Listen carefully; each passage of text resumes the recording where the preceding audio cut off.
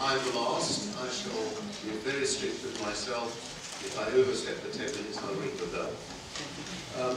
I'd like to begin by saying, I'm going to try and, I'm not going to summarize, I'm going to take a broader picture and suggest that our region, however we want to define it, is different in that it underwent the murderous presence of two totalitarianisms.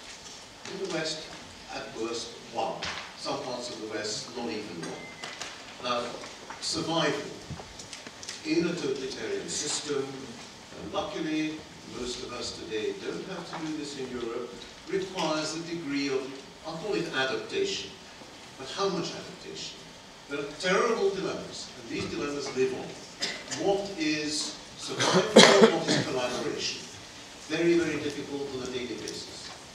My own personal memory, I'm just old enough to remember these things, I remember both the German and the Russian occupation of Budapest. I was there during the siege. Indeed, I was bombed and machine-gunned by the Russians, and so on. And what I want to suggest in terms of this is that when we're talking about memory, we should also be talking about forgetting. The people who didn't experience a particular evil don't really like to hear the memories of those that make them uncomfortable. But the people whose memories are thereby sidelined, in a way, feel that their memories are diminished thereby. Those who experience oppression, injustice, torture, can never forget this, and they need some kind of catharsis. Very difficult to do, especially on both a collective and an individual basis. Now, what I want to do next, I've got still about 8 minutes, is to talk about actually how do these totalitarian systems come into being? It's a 20th century phenomenon, or is it? And actually, there is a dimension of it that is very much to do with the modernity that we basically enjoy. But it does have pre-modern roots, and in a sense, it's the quest for a utopia, the quest for a perfect world. There are repeated attempts to impose a perfect world on society. We know that society is imperfect. Human beings are sinful. So we'll always get somebody who will say, I'll fix it. If you don't like it, I'll make sure that you will like it. And in a sense, in a very simplistic way, this is what we're talking about. Now, it's not enough that we say the Christian utopia impose a perfect world in the next world. The difficulty is that with the Enlightenment, 18th century, we have the possibility of making the perfect world in our world. Not in the next world, not in a salvation way, in the religious sense, but in a secular sense. And here it seems to me is where the 20th century totalitarianisms have their intellectual origins. It's the promise of a secular utopia on this earth, salvation, in which the good will triumph. What is good? Oh, I tell you what is good. I, the ruler, I, the dictator, I, the autocrat, because I know. How do I know? Well, I've been chosen by history or whatever. Whether this is of the Nazi type or the communist type, at that level it doesn't really matter. And this is where modernity comes in. Modernity provides the technology, the organizational techniques, the knowledgeable state, with a hegemony or even monopoly of knowledge. If you think about it, before the railway, the idea of mass numbers of people being murdered, let's say at Auschwitz, would have been impossible. You needed that modern technology. It simply couldn't have been done in that way without it. And this, of course, is a terrible problem, that modernity is, we think is good. It provides us with the internet, it provides us with Twitter, but more importantly, it does actually provide us with everyday goods. But at the same time, it can also be used for extreme. And in that sense, we must be aware, vigilant at all times. The problem is that, on the whole, people can't be made perfect. I have yet to see a perfect human being. Maybe there are some in the audience today, but somehow I rather doubt it. But those who believe in perfectibility also believe that it can be done.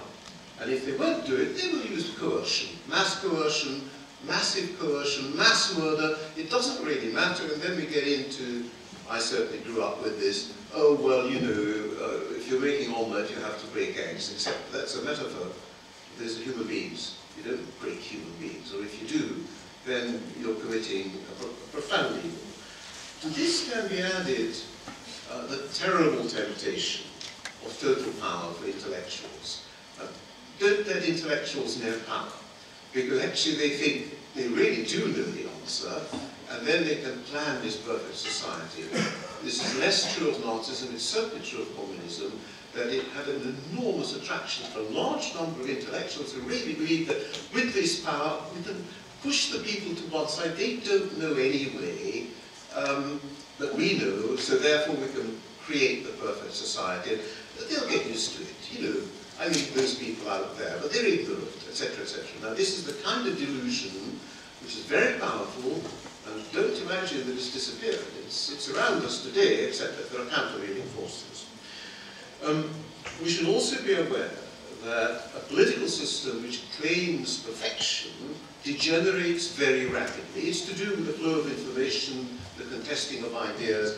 It's why that democracy, with all its faults and flaws, is actually still, as Churchill once put it, the least bad system. Nazism was defeated in war, okay, communism eventually collapsed.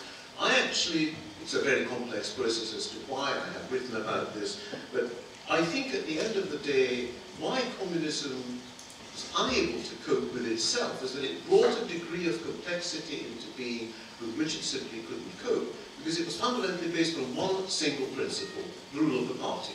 The party didn't do everything. There are things that individuals know, that society knows. What's the legacy? The waste, the fear. Hungarians among you will know the reference to this fantastic poem written by György called One Sentence of Tyranny. It is available in English. Every Hungarian should read it if they haven't read it. It's a superb poetic assessment of what tyranny is. It penetrates everything. A society which has been through this needs a very long time to come to terms with itself. A society which communism has left behind, it seems to me, is badly prepared for citizenship, because the people that it brought into being are people who had to depend on the state. That is part of the totalitarian legacy. They're not autonomous citizens. So we have that, we have the fear, we have the traumatized memories. And let me make one final point, I've got the time to do that, which is, don't forget, once the post-communist left was adopted, I would say even embraced by the West European left, the West European left too has taken over the particular legacy of the communist past, with which it seems to me we have enormous trouble to confront, and indeed part of the problem of the West is that they simply don't want to look at this. It's not ours, it's not our history, and I think why we're here today is to pass the message on that yes, actually, this is everybody's history. If we are talking seriously about a united Europe, then all these things, the Gulag, are as much a part of the history of Europe, and the happier countries which do not experience it should also accept that part of their history, in a sense, was not tainted by totalitarianism, or not in the way that our region was. Thank you for your attention. Okay, now I will...